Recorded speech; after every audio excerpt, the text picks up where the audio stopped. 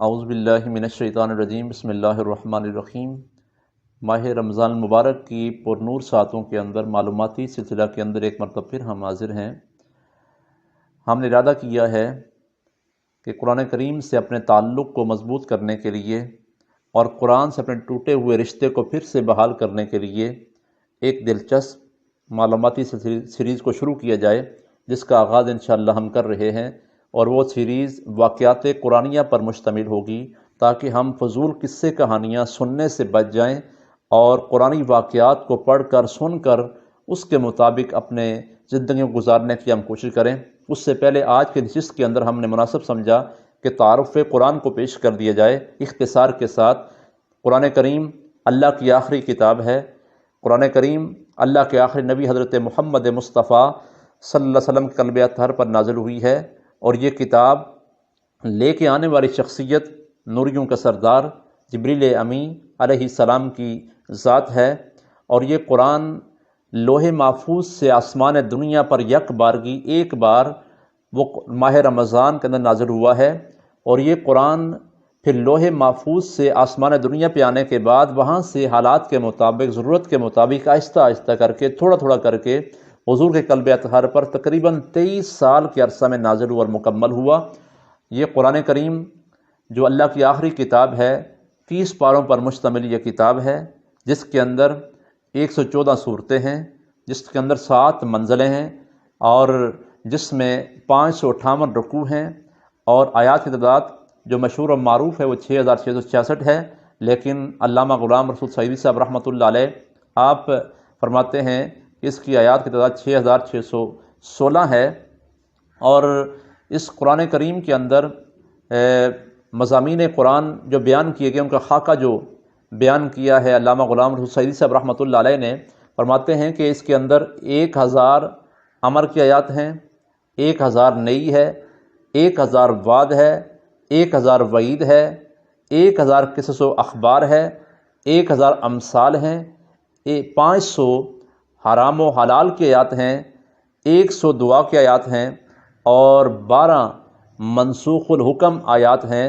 جو اس قرآن کے اندر مضامین بیان کیے گئے، ان کا جو خاکہ ہے وہ میں آپ کے سامنے میں نے رکھا ہے۔ یہ قرآن کریم، اس کے مختلف نام ہیں، القرآن بھی اس کا نام ہے، الکتاب بھی ہے، ذکر بھی ہے، نور بھی ہے، اور الفرقان بھی ہے، اور مصحف بھی اس کو کہا جاتا ہے۔ یہ تمام اسماء قرآن کریم کے اندر موجود ہیں۔ اب سوال یہ ہے، قرآن کریم کو جو موجودہ شکل میں ہمارے پاس موجود ہے، یہ کب جمع کیا گیا؟ یاد رکھیں، جب حضور نبی کریم علیہ السلام کا ظاہری زمانہ تھا تو اس وقت قرآن موجودہ شکل میں موجود نہیں تھا، کتابی شکل میں۔ اس وقت قرآن صحابہ کرام کے سینوں کے اندر محفوظ تھا۔ اس وقت قرآن پتوں پر لکھا ہوا تھا، ہڈیوں پر لکھا ہوا تھا، جانوروں کی کھالوں پر لکھا ہوا تھا، پتھروں پر لکھا ہوا تھا۔ لیکن گزرتا رہا، وقت گزرتا رہا، جب صدیق اکبر رضی اللہ تعالیٰ کا دور خلافت آیا تو اس وقت مسلمہ کذاب کے خلاف جب جنگ ہوئی تو سینکڑوں حفاظ قرآن وہاں پر شہید ہو گئے۔ تو پھر صحابہ کرام کو تشویش لاحق ہوئی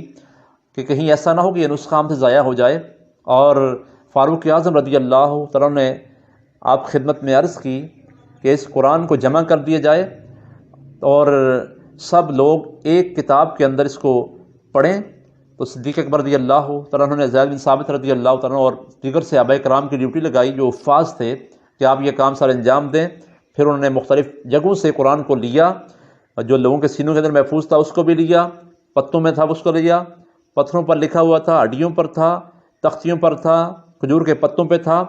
سب کو لے کر ایک جگہ پہ جمع کر کے آپ کے حوالے کر دیا۔ لیکن اس وقت ایسا ہوا کہ کسی کو ایک لہجے کے اندر پڑھنے پر پابند نہیں کیا گیا، اپنی لغت کے مطابق اپنے لہجوں کے اندر پڑھتے رہے۔ لیکن جب وقت گزرتا گیا عثمان غنی رضی اللہ تعالیٰ کا دور خلافت آیا تو پھر اختلافات شروع ہو گئے۔ کوئی کہتا کہ یہ فلاں لہجے میں ہے، کوئی کہتا فلاں لہجے میں ہے، فلاں لغت میں ہے، فلاں لغت میں ہے۔ پھر لڑائی تک نوبت پہنچ گئی تو عثمان غنی رضی اللہ تعالیٰ نے آپ نے صحابہ کرام سے مشاورت کے بعد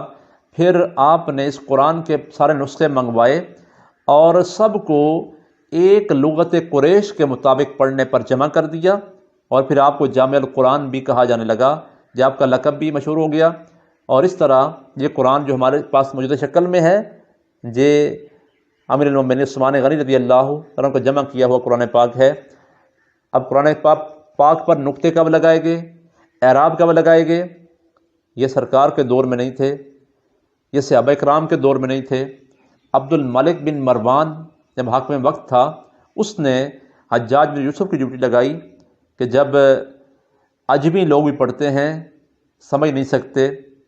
نقطے ضروری ہیں، اعراب ضروری ہیں، پھر حجاج بن یوسف نے یہ ڈیوٹی سر انجام دی کہ قرآن کریم پر نقطے بھی لگوائے اور اعراب بھی لگوائے گئے۔ اللہ تعالیٰ کی بارگاہ میں دعا ہے کہ مالک ہمیں قرآن کریم سے